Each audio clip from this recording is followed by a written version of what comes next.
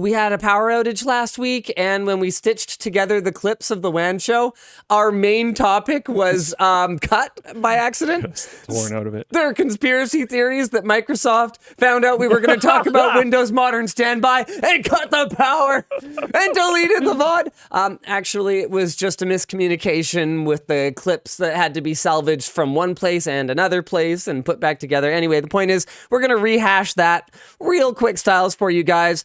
Is it Windows? Is it Modern Standby? It's Modern Standby. We're doing it again. Let's talk about it. Yeah. All right. Our little video about Windows Modern Standby really lit some fires internally over at Microsoft. And Alex was able to have a chat with the VP of Windows Platform and Services to go over some questions. Question number 1. Why the heck is S3 Sleep, which, seemed to work pretty good, being removed from the BIOSes of laptops? And the answer is Microsoft is moving away from S3 Sleep because how each device goes to sleep is controlled by that device's firmware.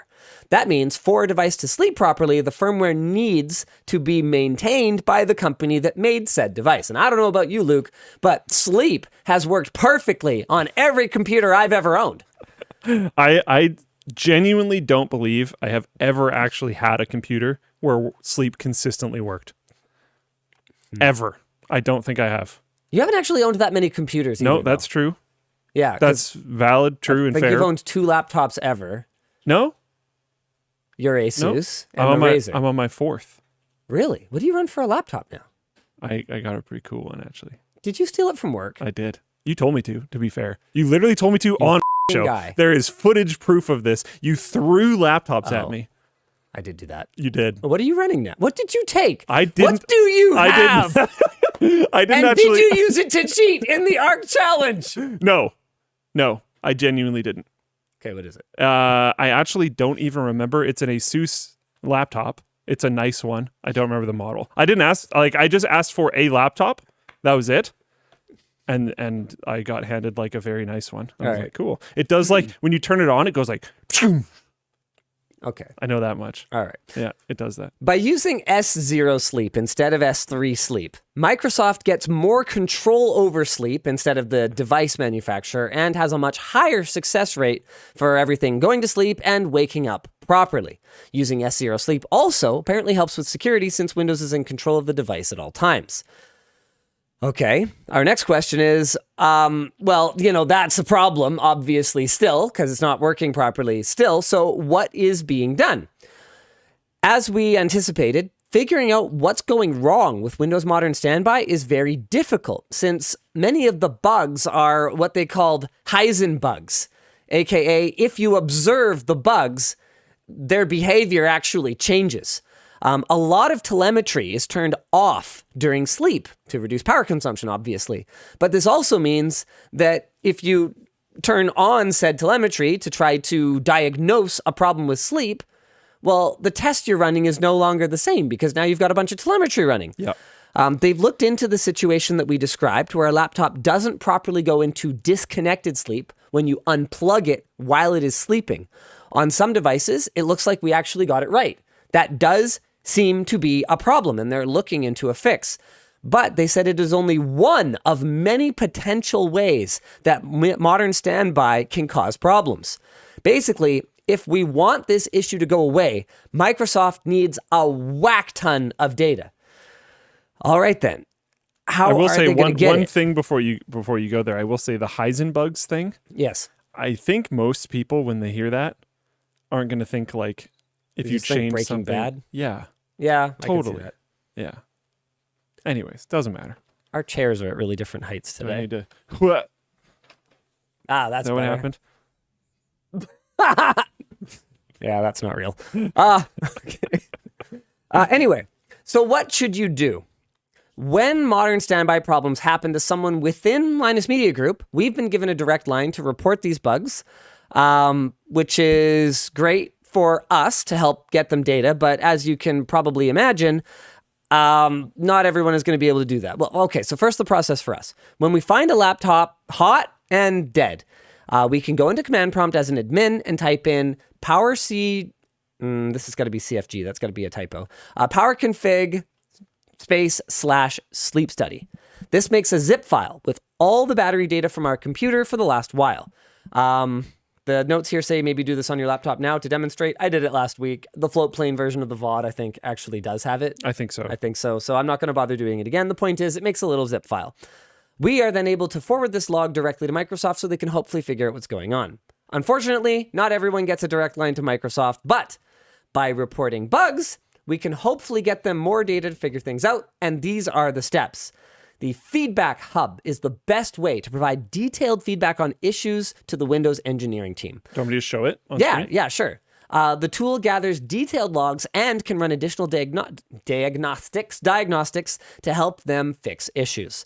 The Feedback Hub can be opened up in Windows, and you just need to give yourself a relevant title. Like, say, for example, my computer battery is draining while it is asleep. Click Report a Problem, then provide more information on the specific issue. We've got an example kind of filled out for you, but the more details you can provide, the better. What was happening before? What was happening after? Click Next, choose Power and Battery, and Sleep. It might actually automatically select this based on what you provided in the description. And make sure, though, that you get the right drop-down selected here. This way, it will actually end up with the appropriate engineering team. It will also help to gather relevant telemetry from your system. Next, new feedback. And then on the Add More Details section, mark as high severity if you've hit the battery drain issue. This is clearly a major focus for them. Then for items below, I'd pick inability to use my PC. I mean, your battery's dead, so like, come on, let's go! In section 4, this is the most critical part, gathering additional data. Without this, they will not have enough data to diagnose the issue. So for the battery drain issues, select Sleep, click Start Recording, then wait 10 seconds or so, and press Stop. You don't need to go through the actual sleep process, nor do you need the screenshots. It may take a minute or two after stopping the recording, by the way. You can also put your computer to sleep during the process, then reawaken it. It will collect data across this process. Then click Submit. There's also a forum post, which maybe Luke will open here, that will show you guys how to go over these steps if you didn't manage to catch everything that we just said just now. Thank you very much, Alex, for creating that. So that's it, guys. The only way for us to solve this problem is to work together, get Microsoft as much data as we can about the problem, because in their defense, and I think I often give Microsoft a pretty hard time. Yeah. They're a many billions of dollars company, and sometimes they have problems that that feel just utterly inexcusable. Like any of their multiplayer gaming stuff, basically at all on PC. The default search within Windows Start menu. Oh my God. Yep. How that is so bad in this day and age. It boggles the mind. I give them a pretty hard time. But in their defense, in defense of our corporate overlords, please don't cut the power to the WAN show.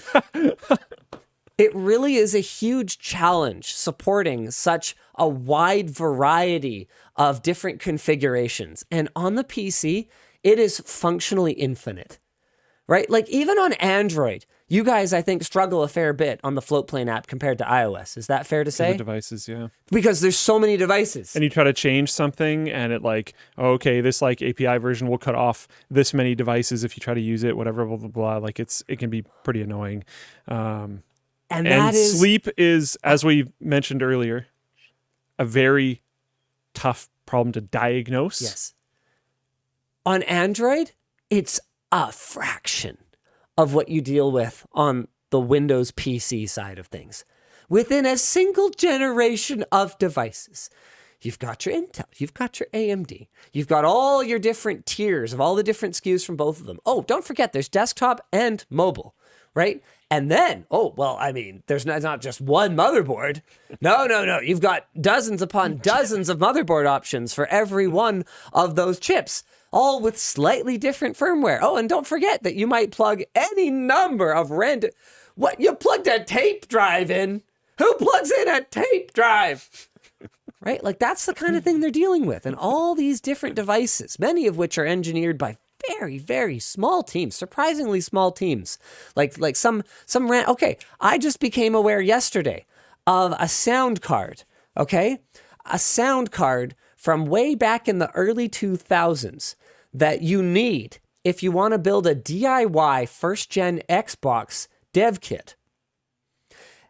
And they're in short supply because I guess people build first-gen Xbox dev kits like for fun. So an enterprising member of the community actually created a blueprint for this sound card that you can send to some like PCB. small run printers. PCB manufacturer overseas, and they'll whip it up for you for about $50 and send it back. And I'm like, okay, so let's say you get a PCIe to PCI adapter and you put one of those damn things in your system. Who knows how that goes to sleep? So it is legitimately a difficult problem, for real. Hopefully this helps. And that's all I have to say about that.